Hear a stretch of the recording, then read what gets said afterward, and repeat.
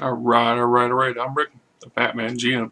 I've been a little bit of a hiatus for the last 3 weeks. I apologize for that. Looks like a little blurry on the camera.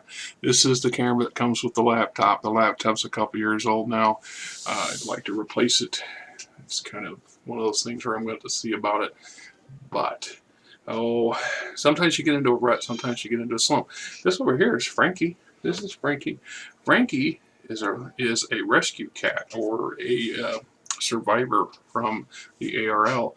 She came out of a hoarder house with 75 or so cats. It was in the local news here 3 or 4 months ago, and the wife and I decided to adopt her. Uh, it was kind of a tragedy that people were coming in the front door. The elderly lady that owned the house was on the second floor tossing cats out the windows. It's the truth. And I guess she believed that she was doing the cats a favor because otherwise they were going to be put to sleep. And the ARL in Iowa doesn't do that anymore. They just keep them. And man, they had a hassle of them. Is it a clouder? A clouder of cats. Over 1,000 of them were up here just at the Ankeny facility a few miles north of us. And Frankie's got a bad eye, but other than that, she's a year old and just got more energy and vigor than everything in our house.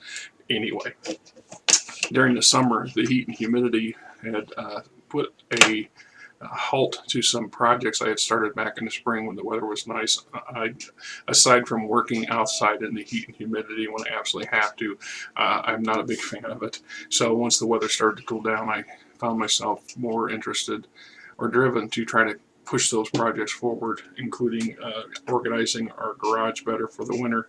This will be our coming into our 9 months, 10 months in this house, and our second winter is fast approaching, and I want to be prepared for it as best I could. And in the process of going through boxes and totes and things that have been in storage for years, I ran across a few other lost or old projects of mine from the past, and I thought, this would be an appropriate time for me to show off a little bit of these things. Uh, and I'm sure most of you don't care. This is my first attempt at a serious novel. It is, I don't know how many, I think it's excess of 1,000, 1,200 pages hand typed, and that would be in handwritten and hand typed second draft.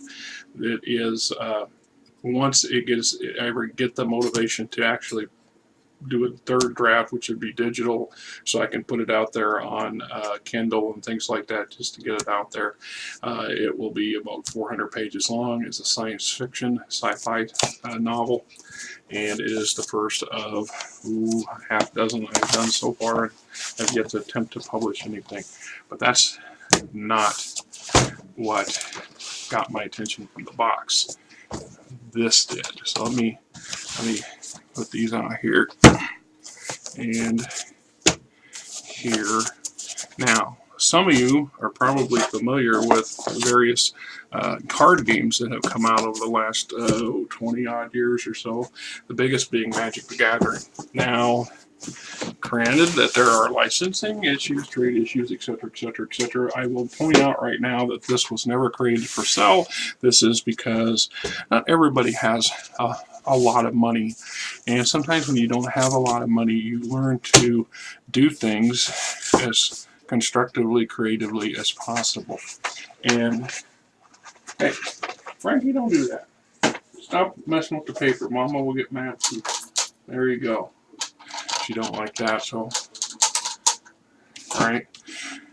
So some friends and I wanted to play Magic the Gathering, and I wasn't about to go out and spend a load of money. And if you're into this thing and you get into this thing, you can accumulate a lot of investment in the game before you know it. And so a friend of mine had a catalog for Magic the Gathering for all of the issues and versions up until, I don't know, the 9th or 10th. The catalog is this thick. It's the size of a freaking phone book. But what it does is it lists and breaks down every single card that was ever created for Magic the Gathering up to that point in all the categories, etc., etc., exactly how they look with their artwork and all their stats and all that stuff. So this became a bit of a project for a couple of friends of mine and we started to produce our own cards. And I don't know, can I dial into this? No, probably not. Should be a way to increase the...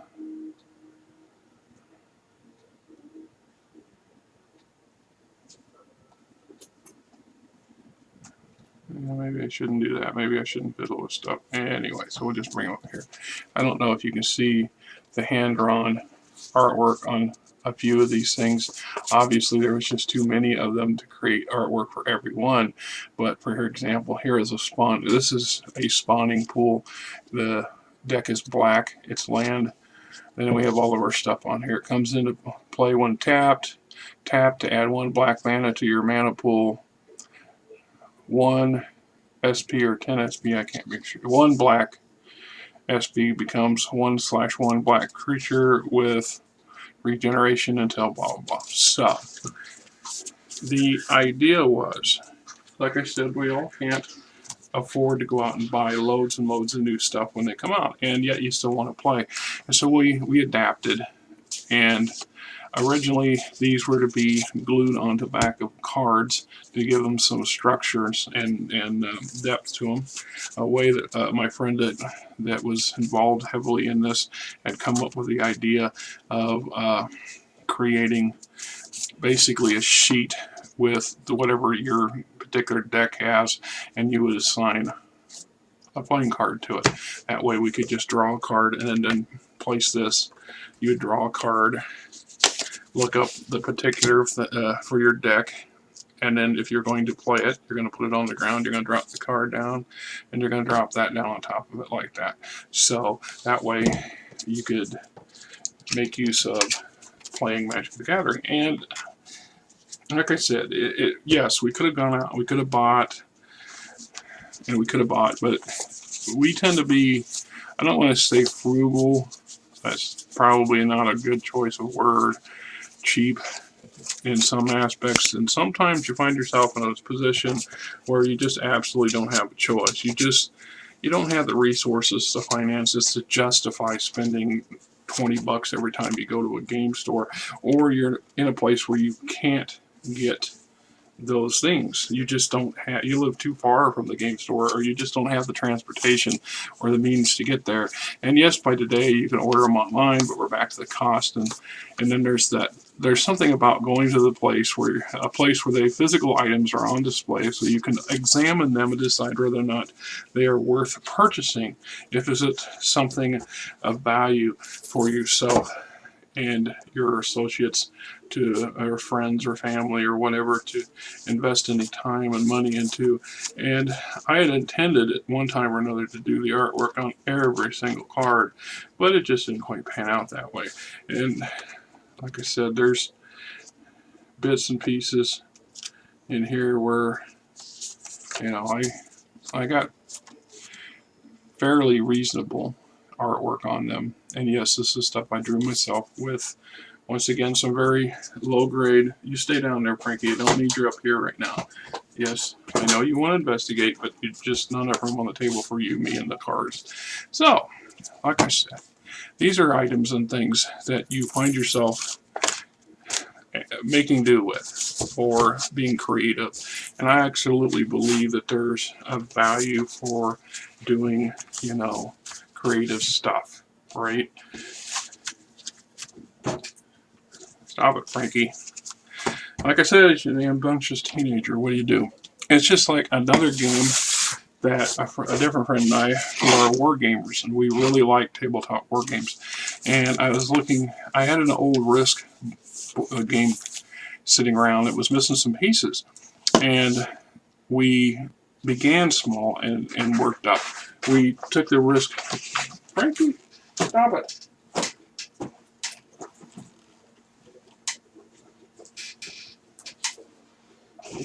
I'll get the water bottle on you soon. Yes, it will. Here.